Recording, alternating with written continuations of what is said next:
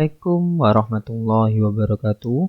Alhamdulillahirrabbilalamin. Anak-anakku yang soleh dan soleha, hari ini kita bisa bertemu kembali dalam pembelajaran tematik. Dan pembelajaran di pagi hari ini kita akan belajar tentang tema 6, yaitu tentang panas dan perpindahannya. Kita akan melanjutkan subtema 3, yaitu pengaruh kalor terhadap kehidupan, di pembelajaran ketiga dan pembelajaran keempat.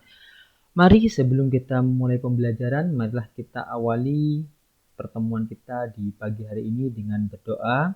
Kita awali dengan baca basmalah bersama-sama dengan harapan apa yang akan kita pelajari dapat bermanfaat. Kita angkat kedua tangan kita berdoa, kita baca basmalah bersama-sama. Bismillahirrahmanirrahim. Alhamdulillah. Nah, untuk pertemuan kita di pagi hari ini, tujuan pembelajaran yang ingin kita capai yaitu diantaranya siswa dapat membandingkan aktivitas masyarakat di beberapa wilayah dalam upaya pembangunan ekonomi sosial budaya Indonesia secara percaya diri. Siswa dapat mengidentifikasi akibat yang timbul karena tidak adanya penerapan tanggung jawab di masyarakat.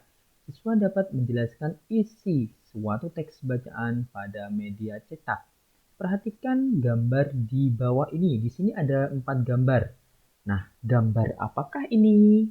Coba ada yang bisa menjawab? Ya, ini ada beberapa gambar. Gambar yang pertama ini adalah gambar apa? Ya, orang sedang menenun atau batik. Yang ketiga, apa? Memahat. Ya, ini sedang mencari ikan, menjadi ikan, dan ini sedang menanam padi, bercocok tanam padi. Nah, apa tujuan kegiatan gambar di atas ini? Kenapa ada kegiatan yang berbeda-beda ini? Nah, kegiatan ini merupakan suatu kegiatan untuk memenuhi kebutuhan. Kebutuhan ada yang bertani. Nah, ini biasanya hidup di daerah pertanian yang subur. Nah, ini ada yang mencari ikan, biasanya nelayan dan lain-lain ya. Nah, sekarang kita baca. Coba di buku paket kalian itu sudah ada bacaan. Bacalah bacaan di bawah ini tentang peran masyarakat terhadap lingkungan sosial budaya. Masyarakat Indonesia merupakan masyarakat yang selalu menghargai warisan budaya nenek moyang. Bentuk penghargaan tersebut antara lain ditunjukkan dengan kebiasaan melakukan kegiatan tradisi dalam kehidupannya, mulai peristiwa kelahiran hingga kematian, dan tradisi dijalankan hingga kini. Tidak dipungkiri bahwa ada kecenderungan masyarakat untuk mengurangi kegiatan tradisi dengan berbagai alasan. Akan tetapi, kesadaran masyarakat untuk kembali menghidupkan tradisi-tradisi nenek moyang kembali meningkat. Tempat-tempat wisata adat, salah satunya tempat yang sering dikunjungi masyarakat pada saat liburan. Tempat-tempat wisata yang mengusung tema kembali ke masa lalu dan kembali ke alam. Jadi salah satu tujuannya digemari pemerintah dan masyarakat adat menetapkan beberapa desa menjadi desa adat yang dikelola dan dilindungi pemerintah untuk mempertahankan nilai budaya adat tersebut. Ada beberapa contoh desa adat dalam kehidupan masyarakat asli yang diperkenalkan ke masyarakat luas, misalnya melalui beberapa orang setempat yang peduli mempertahankan nilai budaya dan kegiatan tradisi. Salah satu contohnya adalah desa adat Osing di Kemiren, Banyuwangi yang diperkenalkan ke masyarakat luas melalui seorang ahli kopi setempat. Desa ini dikelola untuk mempertahankan tradisi masyarakat Osing sebagai suku asli masyarakat Banyuwangi. Andrea Hirata juga dikenal melakukan usaha untuk mengangkat kedatangan pusaka tradisi masyarakat desa Gantong Belitung di Sumatera Selatan melalui novelnya Laskar Pelangi. Mungkin karena sudah pernah lihat semuanya atau pernah melihat semuanya ya. Nah, dari teks bacaan di atas, kita dapat menuliskan setiap paragraf dalam sebuah kalimat. Kalimat tersebut mewakili isi dari suatu bacaan yang kamu baca. Caranya bagaimana? Caranya gampang. Kamu baca terlebih dahulu dengan teliti bacaan ini dengan seksama. Misalkan di paragraf 1, kamu baca bacaan ini. Yang penting bacaan kalimat yang penting kamu garis bawahi. Nah, di sini di paragraf 1 kita dapat menuliskan isi dari teks bacaan paragraf 1, misalnya masyarakat Indonesia selalu menghargai warisan budaya nenek moyang. Nah, ini ya. Sini masyarakat Indonesia merupakan masyarakat yang selalu menghargai warisan budaya nenek moyang. Itu paragraf kedua, isi dari paragraf kedua yang mengandung isi dari paragraf kedua. Salah satunya adalah ada kecenderungan masyarakat untuk mengurangi kegiatan tradisi. Ya, ini ya, itu merupakan salah satu isi dari tiap-tiap paragraf. Mungkin kalian bisa menuliskan sendiri paragraf ketiga, paragraf keempat. Nah, sekarang Ustadz Nanang lanjutkan. Ustadz mau tanya, baju apakah yang dipakai oleh dua gambar ini?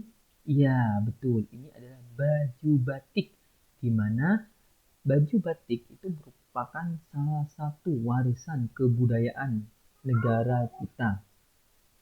Nah, baju batik ini merupakan warisan budaya yang perlu kita lestarikan dan kita cintai, di mana Hari Batik itu diperingati setiap 2 Oktober. Nah, di sini ada salah satu bacaan tentang pengrajin batik Osing. Nah, baju batik ini merupakan karya dalam negeri yang patut kita lestarikan dan yang patut kita banggakan, karena tidak semuanya bangsa itu mempunyai atau bisa memiliki khas kebudayaan masing-masing, seperti negara kita yang sangat kaya akan kebudayaan, warisan budaya sangat banyak sekali.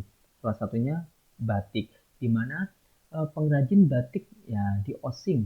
Nah, batik Osing, masyarakat Osing yang tinggal di daerah pesisir ujung timur Pulau Jawa, tepatnya di Banyuwangi, telah lama melakukan kegiatan membatik. Ini umumnya dilakukan oleh skala industri rumah tangga. Kelompok dengan semakin tingginya minat masyarakat untuk umum terdapat terhadap batik, para pelaku industri batik pun melakukan banyak terobosan. Satunya adalah mengembalikan pemakaian bahan pewarna alami untuk batik mereka. Bahan-bahan yang digunakan seperti daun kangkong, jenis kangkung, daun lamtoro, daun mangga. Nah, ini pewarnanya berwarna alami dari tumbuh-tumbuhan. Untuk semakin memperkaya penggunaan pewarna alam dan memperbanyak kreatif motif, desainer nasional Merdi Sihombing dilibatkan. Ia diminta oleh pemerintah daerah setempat untuk melatih para perajin batik di Banyuwangi yang modest usaha kecil dan menengah. Jadi pengrajin batik ini salah satu pencariannya yaitu dengan membuat batik dari bahan-bahan alami. Dengan semakin banyaknya permintaan, maka kesejahteraan dari pengrajin batik akan semakin meningkat. Nah, sekarang perhatikan gambar di sini. Di sini ada dua gambar lingkungan. Kalau Ustadz suruh kalian memilih, kalian kira-kira pengen tinggal di lingkungan A atau di lingkungan B? Tentu semuanya pengen tinggal di lingkungan A. Kenapa? Ya, karena di lingkungan B itu kotor, kumuh, banyak sampah berserakan. Nah, kalau di lingkungan A itu bersih, rapi, sehingga udaranya segar, tidak menimbulkan bau busuk seperti di lingkungan B. Nah, itu kenapa terdapat lingkungan yang mirip dengan lingkungan B, karena masyarakat di sekitar lingkungan B ini tidak mempunyai tanggung jawab, tidak mempunyai rasa tanggung jawab antar sesama terhadap lingkungan mereka sendiri. Nah, apa kewajibannya? Nah, kewajiban yang tidak dipenuhi yaitu tidak membuang sampah pada tempatnya. Nah, apa sih kewajiban?